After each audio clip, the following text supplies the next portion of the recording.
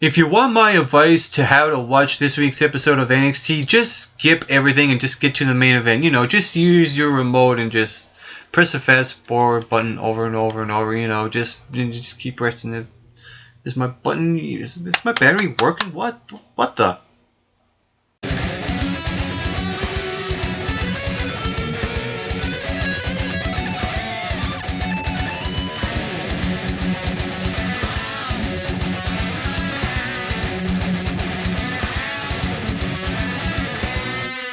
Hello all MRBers and welcome to another wrestling related video with me, Mike McRock, one half of the MRB Wrestling Review Show. Now what do I have for you today? My NXT review for the November 4th edition of 2015, and going into this show, I was kind of curious to see what they're going to do for the main events, that being Finn Balor versus Apollo Crews, and everything before that just felt like it was just, what can we do to fill in time to get to the main event? To me, that was NXT's way of, I guess, booking this show, because we get to the first match here. It was a quick enhancement match between Hoxana versus Cameron. I'm not going to go too much in depth into this. I'll just say that, you know, this was Asuka, another enhancement match for her to go over, and at least what I like about this match is that Asuka is facing someone who's been on Raw, who has the experience of being on the featured show that is Monday Night Raw, even though it totally sucks right now. But at least, you know, Asuka gains some experience from facing someone who's been there on Raw. Anyone but Cameron would have been fine, though.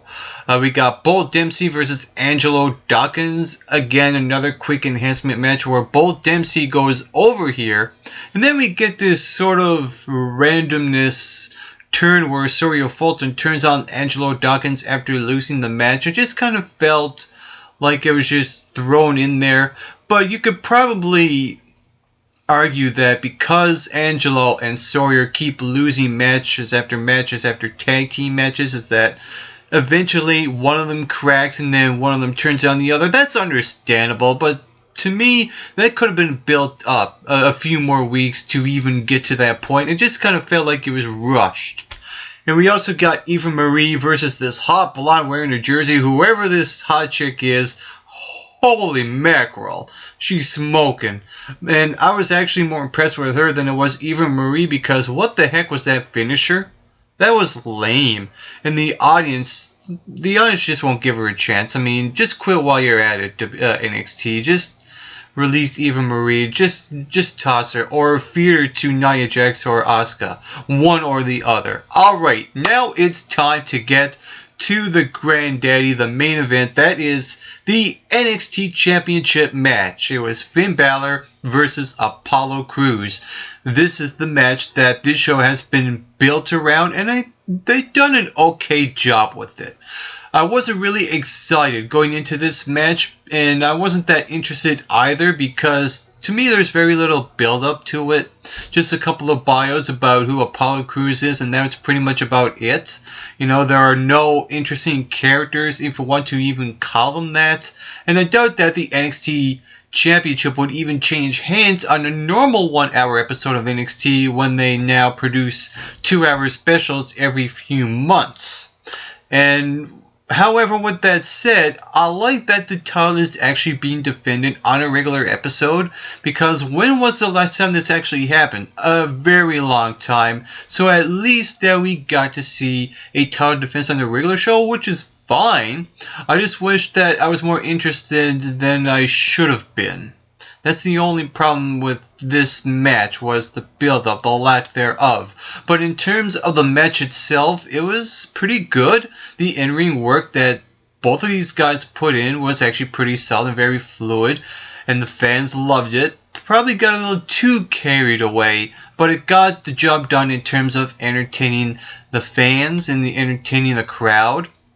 The only thing I was really curious and cautious about was how NXT booked this ending, because it's the only thing to... Okay, it's one thing to put on a match with solid in-ring work, but it's another thing to end the match the right way. because it leaves the audience with a feeling of satisfaction or resolvement, or in this case, a what the heck moment. And in my opinion, to me, this was a really smart ending and a really effective ending as well. And it's the only ending I could think of that would actually benefit everyone in this match. I mean, we couldn't have Cruz win the title because it's still way too soon for him. And we couldn't have Balor lose the title now because it would feel like an abrupt ending to his title run. And we couldn't have Finn Balor beat Cruz clean because to me that would lose some momentum for Apollo Crews. So really the only thing I could really think of and the best way to do it was to do what NXT done here. Have Baron Corbin come out and attack both of them to cause a disqualification between the two of them. First he beats up Apollo Crews, then on to Finn Balor, then Samoa Joe comes out to save the day, but as Corbin walks up the ramp, it looks like he was talking to Joe a bit and he was smiling, and Joe was pacing back and forth in the ring and then proceeds to attack Finn Balor, which created that what the heck moment. And one of the announcers almost swears like a what the F word. And we got the crowd reaction to it, which was actually kind of mixed. And it made for a smart ending because of the reasons that I stated earlier. It actually leaves the question of, is Samoa Joe in cahoots with Baron Corbin here? I mean, because it seemed like to me that Baron Corbin was the one to come out first to cause a bit of trouble, to have Samoa Joe come out to pick up the scraps, so to speak. And it was like one of those things where no one would suspect Joe, and that he would get all the credit for beating up Finn Balor. And to me, that was actually done pretty well. It was actually pretty effective and pretty smart, and I like it. I like that NXT gives us a question to think about to make us tune in to next week to see what's going to happen with the saga between Samoa Joe and Finn Balor. Are they going to interject Baron Corbin and Apollo Crews in a possible fatal 4-way match or a 4-way elimination match? Who the heck knows? All I know is that I'm actually looking forward to next week's show. Not only that NXT done a pretty good job in leaving the question of what's going to happen next week.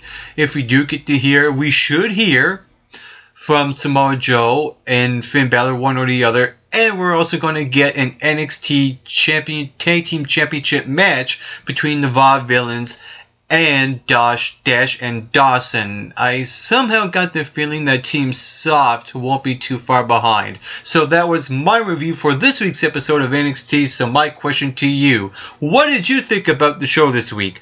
Feel free to leave those comments right here in the comment section below. And also hit that subscribe button down below this video as well to become an MRBer on this wrestling review show.